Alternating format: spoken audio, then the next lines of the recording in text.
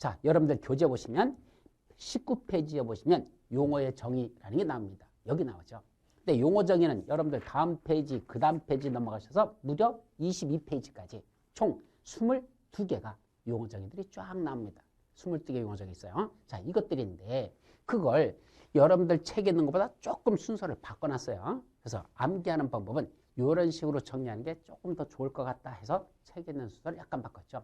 우리 책에 있는 건 법조문에 있는 걸 중심으로 해서 서술해 놓은 겁니다.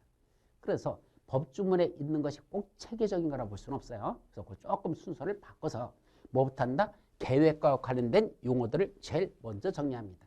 근데 여러분들 책도 19페이지에 보시면 계획과 관련된 용어들이 쭉 나와요. 그런데 하나가 빠져 있습니다. 몇 페이지에 보시면 22페이지 맨 위에 보시면 16번, 16번째 국가계획이라는 계획이 또 하나 따로 떨어져 있어. 근데 이걸 따로 떨어뜨리지 말고 이쪽으로 앞으로 끄집어냅니다. 그래서 제일 먼저 뭐부터 본다? 국가계획부터. 밖에 나머지들은 비슷한 순서대로 열거되어 있습니다. 일단 이런 순서대로 한번 정리해보죠. 자, 계획과 관련된 것들만 다시 한번 다 묶어서 정리하자는 얘기죠. 그럼 제일 먼저 뭐가 나옵니까? 국가계획이라는 걸 제일 먼저 써놨습니다. 왜 그러느냐면 계획들도 뭐가 있다? 위계질서가 있어요. 특히 몇 가지? 요 세 가지. 국가계획, 광역도시계획, 도시군계획. 이것들은 위계질서를 갖습니다. 위계질서가 뭐죠? 상위계획이 있고 하위계획이 있다는 얘기입니다. 그럼 상위계획과 하위계획은 또 왜 만들어놨죠? 계획과 계획들이 같은 장소에서 서로 부딪히는 경우가 있어. 이 계획에서는 이렇게 하라고 돼 있고 저 계획에서는 저렇게 하랍니다. 근데 이게 서로 상반되는 내용입니다. 서로 부딪힙니다. 그럼 어떻게 돼요? 어떤 계획을 우선 적용할 것이냐. 그것도 정해되죠. 그때 상위 계획이 우선하고 하위 계획은 밀린다는 얘기입니다. 그렇게 정하자는 얘기입니다. 이걸 계획의 위계질서란다. 그럼 그중에 가장 최위에는 가장 높은 계획을 뭐라 부른다? 그걸 국가계획이라 이렇게 말한 거고 그 밑에 광역도시계획, 그 밑에 도시군계획. 다시 도시군계획은 도시군 기본계획, 도시군 관리계획. 그래서 이렇게 계획들은 밑에부터 위로 올라가는 위계질서를 갖는다는 것. 그거를 먼저 기억해 둡니다. 자, 그럼 제일 먼저 국가계획이란 뭐가 국가계획일까? 자, 개념 정리도요. 한번 생각해 보세요. 우리가 국가란 말은 앞에서 우리 지난번에 강의할 때, 지난 시간에 강의할 때 뭐가 있었습니까? 행정조직의 장체기도 해서 국가라는 말이 있었잖아요. 그 국가란 누굴 말한다? 중앙행정기관을 뭐라 부른다? 국가라 부른다 그랬잖아. 따라서 국가계획이 되려면요. 뭐가 있어야 된다? 중앙행정위원회 수립하는 걸 국가계획을 한다. 그렇게 정리하면 돼. 따라서 더 쉽게 말하면 국가계획, 장관들이 수립하는 게 중앙행정위원회 장이 바로 누구죠? 장관들이라고 그러잖아요. 따라서 장관들이 수립하는 계획을 뭐라 부른다? 국가계획을 하자. 이렇게 정리하시고 법률용어로는 중앙행정위원회 수립하는 계획, 이게 국가계획. 그런데 중앙행정위원회 수립한다고 다 국가계획은 아니고 거기에 둘 중에 하나의 내용이 포함은 돼야 됩니다. 즉 중앙행정위원회 수립하는데 뭐가 포함된다? 둘 중에 하나. 도시군 기본계획에 들어갈 내용이나 또는 도시군 관리로 결정할 사항들. 즉 도시군 기본계획 내용들, 도시군 관리로 결정할 사항들. 그런 둘 중에 하나가 포함은 돼야 그래야 국가계획이 된단다. 예를 들어 보면 자, 중앙행정기관 중에 누가 있더냐? 산업통상자원부 장관이라는 사람이 있습니다. 그 산업통상자원부 장관이 뭘 지정할 수 있더냐? 바로 국가산업단지 같은 산업단지를 지정할 수 있습니다. 그럼 여기다 산업단지를 조성하자라는 계획을 누가 수립하고 싶다? 산업통상자원부 장관이 자기가 거기에 산업단지 조성 계획을 수립합니다. 근데 산업단지를 조성하려면 일단은 거기가 공장 같은 걸 짓는 지역으로 지정해야 되잖아. 그럼 공장 짓는 지역을 뭐라 하느냐?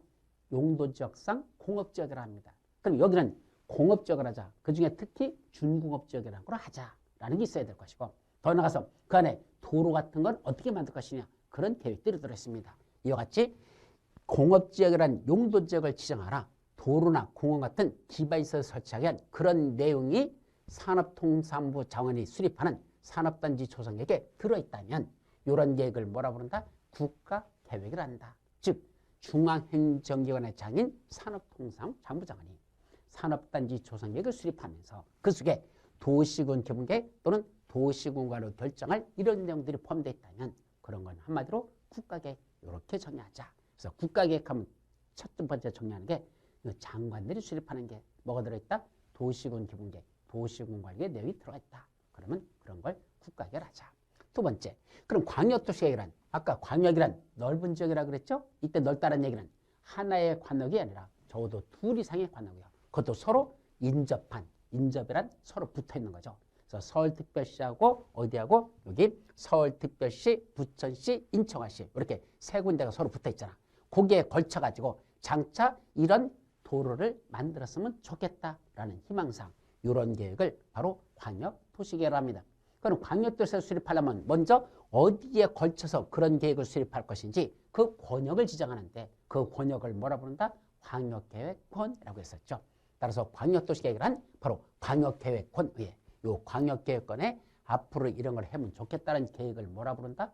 장기 발전 방향을 제시하는 계획을 말한다 라고 되어 있죠. 이때 장기 발전 방향을 제시한다. 장기적으로 이렇게 발전시켰으면 좋겠다는 계획. 앞으로 저런 도로를 만들었으면 좋겠다. 이게 장기 발전 방향을 제시하는 계획이죠. 그런 계획을 광역도시계획을 한다. 자, 두 번째. 그럼 광역도시계획 밑에 무슨 계획 있다? 도시군 계획이라는 게 있습니다. 그럼 광역도시계획과 도시군 계획의 가장 큰 차이점은 뭘까? 광역도시계획은 인접한 둘 이상의 관역에 걸쳐서 수립합니다. 따라서 광역도시계획은 하나의 관역에 내서는 절대로 수립할 수 없는 계획입니다.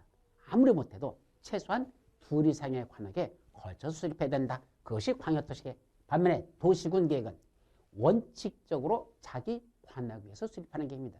물론 예외적으로 인접한 관역도 포함시키는 경우는 있어요. 그러나 원칙적으로 자기 관역에서 수립하는 계획을 뭐라 부른다? 도시군 계획이라고 부른다.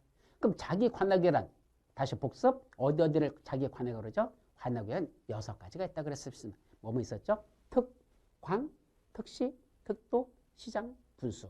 따라서 특광, 특별자치시, 특별자치도, 시, 군. 이걸 6개를 관역이라고 부르고 그 관역에서 수립하는 계획이 도시군 계획입니다. 이때 특광, 특시, 특도, 시, 군 중에서 군에는 무슨 군은 빠진다 그랬죠? 광역시에 속해있는 군들. 즉 인천광역시, 강화군, 옹지군. 이거는 이 군속에 포함시키지 않는다 그랬습니다. 왜냐하면 인천광역시라는 그 전체가 하나의 관역이지 광역시가 전체 관역이지 그 속에 들어있는 군, 강화군, 옹지군은 관역의 일부지 그 자체를 관역으로 부르진 않습니다. 반면에 도 밑에 있는 시군은요 각각을 관역으로 한다 그랬죠. 따라서 연천군, 경기도 연천군, 경기도 가평군 이런 것들은 각각의 관역으로 봅니다.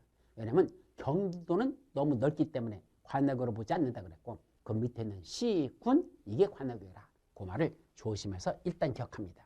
그래놓고 이 도시군 계획은 다시 뭐로 갈라진다? 바로 도시군 기본계획과 도시군 관리계획으로 구분된다. 자, 시험 문제 영순위 도시군 계획은 뭐뭐로 구분된다? 도시군 기본계획, 도시군 관리계획 이렇게 둘로 구분된다. 즉 자기 관역에서 수립하는 계획인데 둘로 나눠진다는 얘기입니다. 그중에 자기 관역구역 예를 들면 여기 서울특별시 한 군데만 보자. 바로 여기죠. 서울특별시가 지도상 이렇게 생겼어요. 요거잖아. 요 서울특별시가 바로 요 모양새입니다. 그럼 서울특별시에 수립하는 게 무슨 계획이다? 자기 관역에서 수립하는 거 도시군 계획. 근데 몇 가지가 있다? 2가지. 도시군 기본계획, 도시군 관리계획.